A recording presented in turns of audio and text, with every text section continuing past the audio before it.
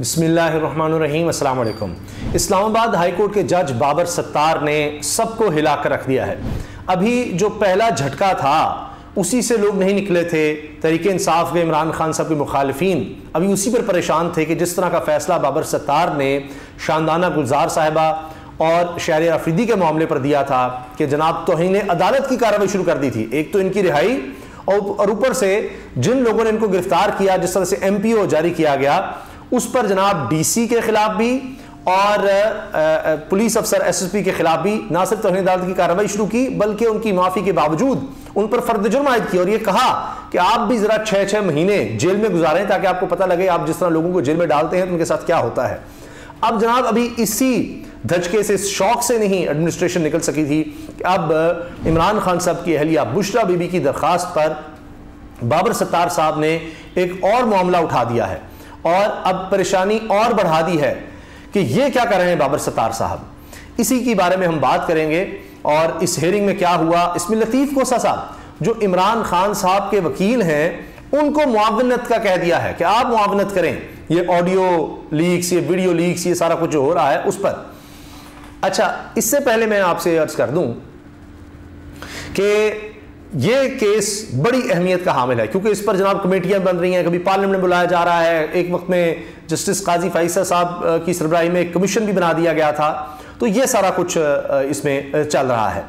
और इससे पहले कि हम इसकी तफसील में जाएं कि ये अब क्या बाबर सत्तार साहब ने काम दिखा दिया है, आप जानते हैं कि इमरान खान साहब की जो लीगल टीम है उसके हवाले से उनकी तरफ से ये एतराज़ात किए जाते हैं कि जी इस्लामाबाद हाई कोर्ट जिसके जज बाबर सत्तार भी हैं, इसके चीफ जस्टिस साहब पर बड़े तहफ़्फ़ुज़ात किए गए। ख़ास तौर पर अब ये बात की जाती है कि जी ये तो हम ख्याल जजेस, chief justice supreme court Umar Ata Bandial साहब के वाले से कहा जाता है जी वो मखसूस बेंच बनाते हैं, मखसूस बेंच बनाते हैं। लेकिन ये सवाल किया जा रहा है कि फिर इमरान खान साहब के सारे केसेस खुद chief justice Islamabad high court Aamir Farooq साहब ही क्यों सुनते हैं?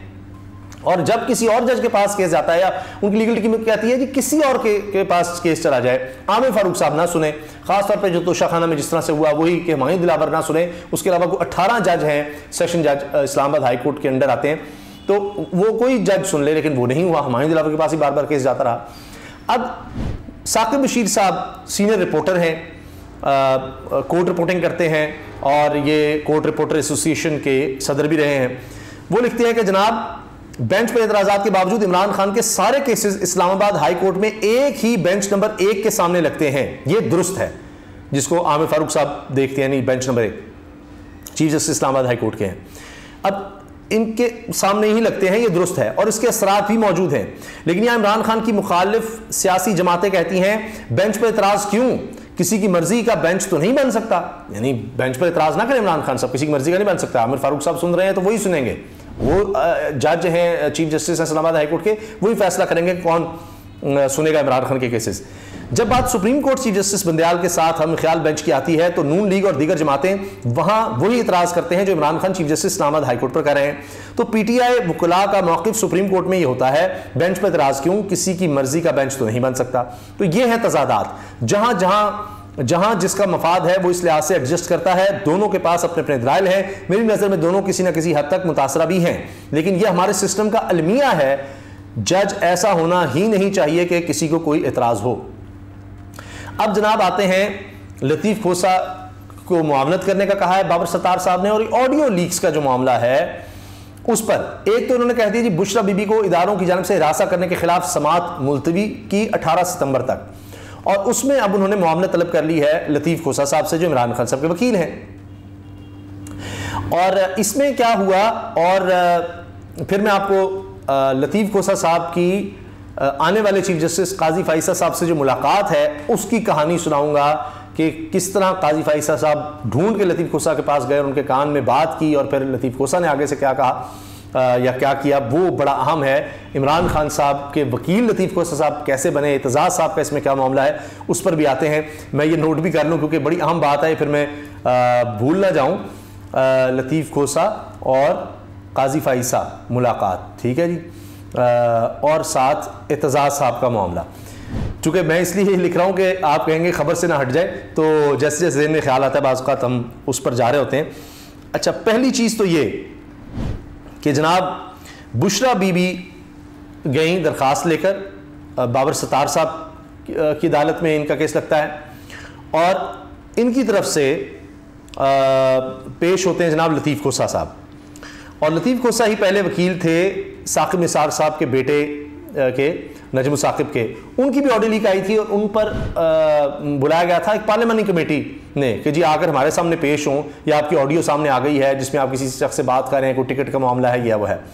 तो उस पर उन्होंने अदालत से रुजू किया। बाबर सत्तार साहब ने उल्टा कहा कि किस कानून के तहत आप बुला रहे हैं। एक तो उनको कहा जी मुअत्तल, कोई जाने की जरूरत नहीं आपको। दूसरा, ये कौन रिकॉर्ड करता है ऑडियोज लोगों की, ये किस तरह से सामने आ रही हैं। वहां मामला बड़ा खराब हो गया।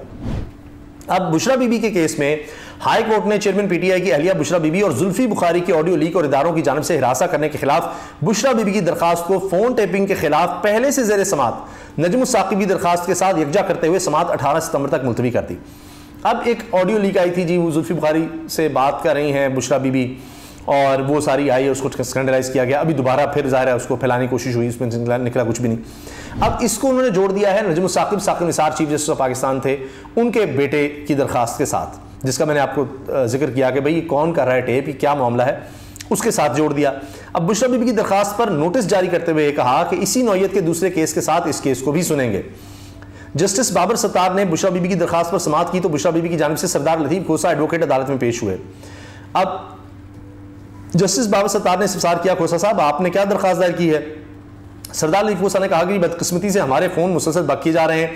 जस्टिस बाबर सत्तार ने कहा वो तो सबके ही हो रहे हैं, इसमें कौन सी बड़ी बात है, आपकी दरखास्त पर एतराज़ है कि आपने कोई ऑर्डर चैलेंज ही नहीं किया। लतीफ़ खोसा ने कहा कि पुलिस और FIA बुशरा बीबी को मुसलसल हिरासा कर रहे हैं। जस्टिस बाबर सत्तार ने रिमार्क्स दिए कि आपको दो पहलुओं पर अदालत की मुआवनत करनी होगी। फोन टेपिंग की कानूनी हैसियत पर अदालत की मुआवनत करें और कानून नाफिज करने वाले इदारों से मालूमात का जरिया नहीं पूछा जा सकता। कानून शहादत से इस पहलू पर भी आइंदा समाअत पर अदालती मुआवनत करें।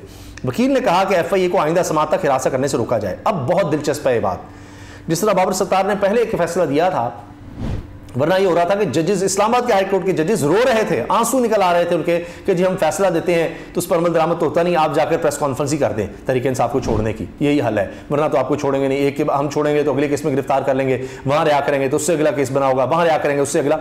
अली मोहम्मद खान के 10 दफा इस तरह से हुआ, इसी तरह शहरियार रफीदी का भी शायद 9 दफा इस तरह से हुआ। लेकिन बाबर सत्तार ने फिर ऐसा फैसला दिया कि बांध के रख दिया। उसके बाद अब तक शहरियार रफीदी को उस तरह गिरफ्तार नहीं किया जा सका। तो अब बाबर सत्तार साहब ने इसी तरह के कमेंट दिया है, रिमार्क्स दिए हैं। जस्टिस बाबर सत्तार ने कहा कि मैं ऐसा ऑर्डर पास करूंगा जिस पर अमल दरामद करवा सकूं। हिरासत एक वसी टर्म है कि कल आप तौहीन अदालत की दरखास्त लेकर आ जाएंगे। अदालत ने केस की समाअत 18 सितंबर तक मुलतवी कर दी। अब पहले मैंने आपसे अर्ज किया ना कि ऐसा फैसला उन्होंने दिया कि उसके बाद अभी तक तो गिरफ्तारी नहीं हुई शहरियार रफीदी और शाहनाज गुलजार साहिबा की कोशिशों के बावजूद।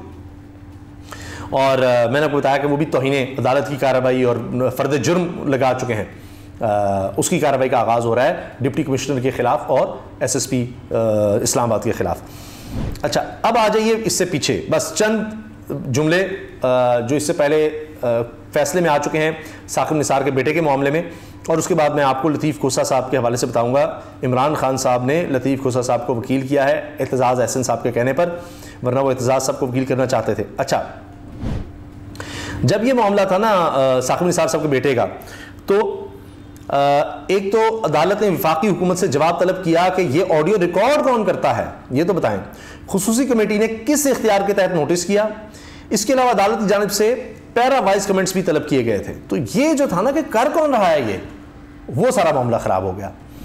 अब आ जाइए आखिर में एतजाज़ अहसन साहब के और लतीफ़ खोसा और काजी फ़ाइज़ साहब। इमरान खान साहब और एतजाज़ अहसन साहब हमसाए भी और दोस्ती भी और क़ुरबतें भी, वो सब आप जानते हैं। अब होता यह है कि एतजाज़ साहब को इमरान खान साहब वकील करना चाहते हैं, इतने उनके केसेस थे। इमरान खान साहब के हवाले से एतजाज़ साहब मीडिया में तो भरपूर उनका दिफा करते हैं, लेकिन ख़ुद ये बात एतजाज़ साहब ने मुझे भी कही एक दफ़ा इंटरव्यू जब हो रहा था, उन्होंने कहा मैं केसेस बहुत कम लेता हूँ, और बाकी जगहों पर कही है।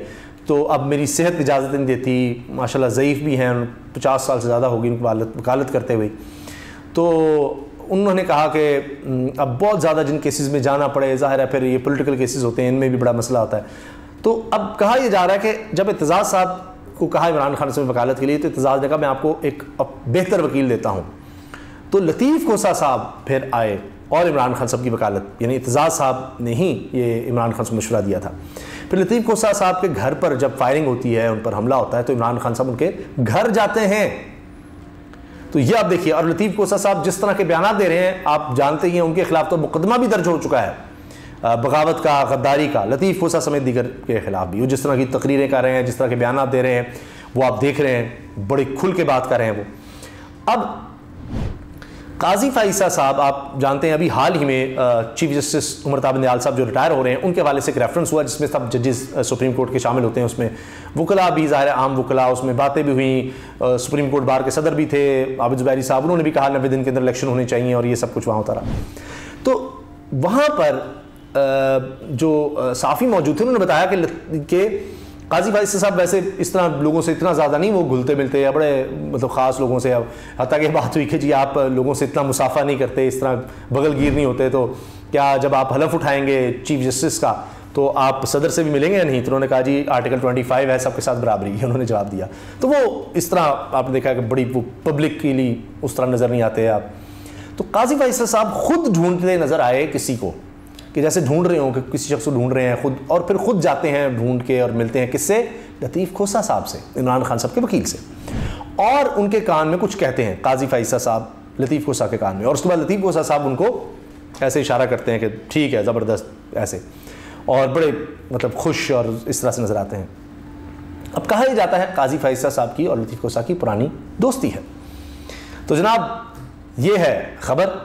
और बाबर सत्तार साहब का भी मैं आपसे अर्ज़ कर दूं कि ये काजी फाइसा साहब के वकील भी रहे हैं, जो अब इस्लामाबाद हाई कोर्ट के जज हैं, और वो जिस तरह के फैसले दे रहे हैं उसका मैंने हवाला दे दिया, वो काजी फाइसा साहब के वकील भी रहे हैं। तो ये बातें जो हैं कि जनाब काजी फाइसा आएंगे और इमरान खान के लिए तहरीक इंसाफ के लिए मुश्किलें बहुत बढ़ जाएंगी, वो उड़ा के रख देंगे, वो पता नहीं बैन कर देंगे तहरीक इंसाफ को, इमरान खान को पता नहीं किस तरह की सजाएं सुना देंगे, ये कर देंगे, वो कर देंगे, और नून लीग के लिए जनाब सारे रास्ते खोल देंगे। नून लीग भी इस तरह का इंप्रेशन देती है, मियाँ साहब की नवाज शरीफ की वापसी भी होगी, उनके झोले में इक़्तिदार भी डाल देंगे, सारी उम्मीदें उनसे जुड़ी हुई हैं। ये मीडिया में भी बात करते रहे कि जी दुनिया जो है वो हज़रत ईसा का इंतज़ार कर रही है, और यहाँ नून लीग जो काजी फाइसा साहब का इंतज़ार कर रही है, ये बातें भी हुई हैं मीडिया में। तो खैर जनाब उस हवाले से भी ये चीज़ें अहम हैं, और ये फ़ैसला भी। तो अब देखते हैं कि क्या होता है, जो भी होगा आपको आगाह करते रहेंगे। बहरहाल बाबर सत्तार साहब जो है ना, उन्होंने बड़े बड़ों को मुसीबत डाल दी हुई है।